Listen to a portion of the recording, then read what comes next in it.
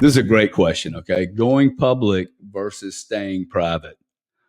Let's see. I have gone public once with a company called Dynegy. Wow. What an exercise. We were private for 7 years, went public. We had two or three owners prior to that, joint venture owners like Chevron, British Gas. Man, I got to tell you, I love private companies. Okay. Private companies allow me to build my business properly.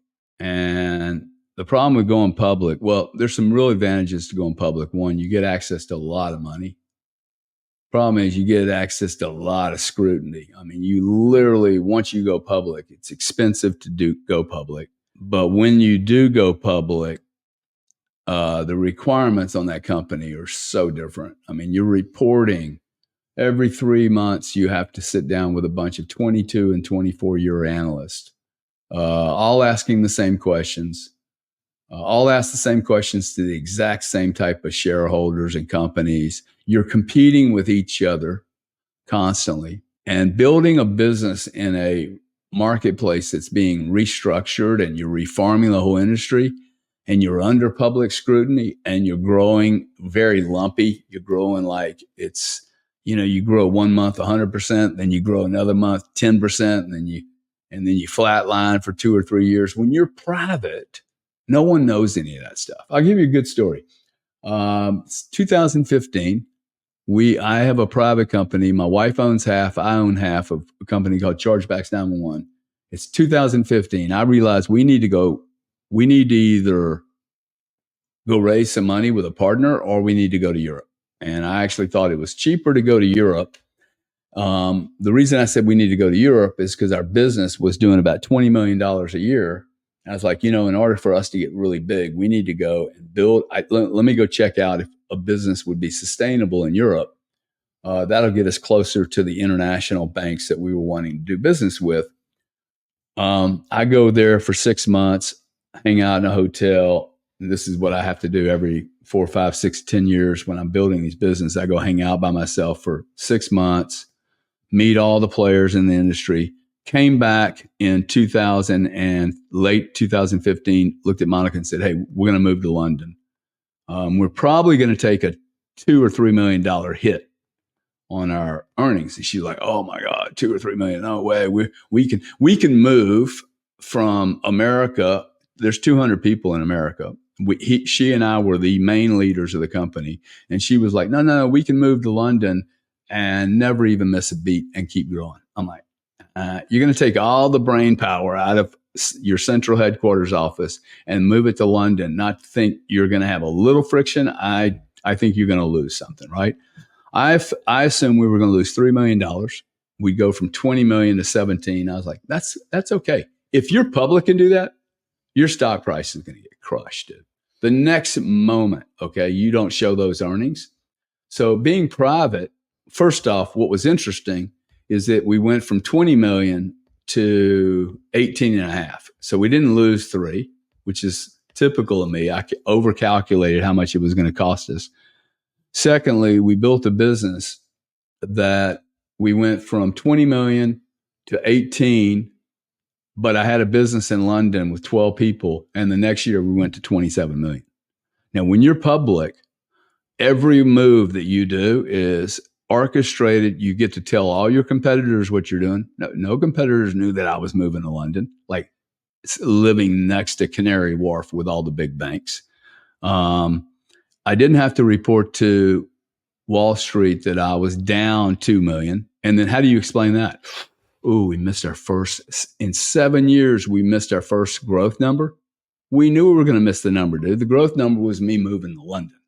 Okay. And then being able to like, bang, I got another 2-year head start in front of my competitors who, quite frankly, they're all American companies and they're terrified to move to Europe because they like being comfy in the United States.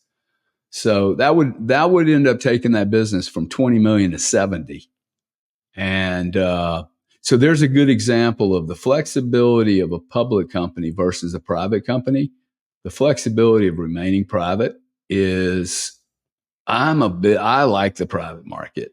Now, the problem is I don't get the big multiple, right, that a public market would get. A public market with massive amounts of shareholders. The other thing is that it's a very different business to manage a public company versus a private company.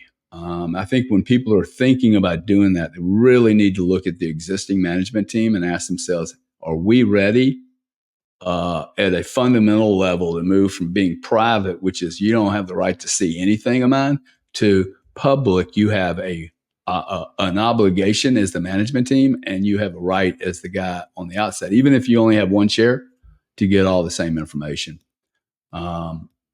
So you don't get the leverage of being private, but you also don't get leveraged when you're private by anyone, really, because there's very, very little transparency. My druthers, I would probably not do another public company. I didn't like the scrutiny. I didn't like the, did I say scrutiny? I meant scrutiny. And I didn't like having to start to manage my communication at Wall Street. I started to believe that I was participating with some of the, shall we say, shenanigans that go on in public disclosure. I mean, I knew that fundamentally we're not telling the full truth about what some of those businesses were doing. You're always going to put the sugar on the sweetest part of the pie when you're presenting, and you're going to want to avoid anything that has negativity to it. It just for me, it was a wordsmithing game, and not very fair to the Joe public, the consumer. And I have a high ethics. I do. I have high ethics when it comes to business. I am much more comfortable risking my own capital than having a shareholder and then they have some expectations and I feel like I let them down. It's just been easier for me just to own my own shares and run the company the way I deem fit, and then sell it to somebody that's maybe public that can better leverage the earnings in that public entity. So I for me, and like just all the legal issues with it, I probably will never have another public company. Actually, I don't. Yeah, it got me really wealthy the first time at a very young age. So that was awesome. I just don't, the reporting and the mechanics by which people will, like if you look at some of the miners right now, the Bitcoin miners that are all public, they're under so much scrutiny. Now, right now, their stock's rolling, right? They're really ripping. But that will be on the flip side also when this thing gets ugly.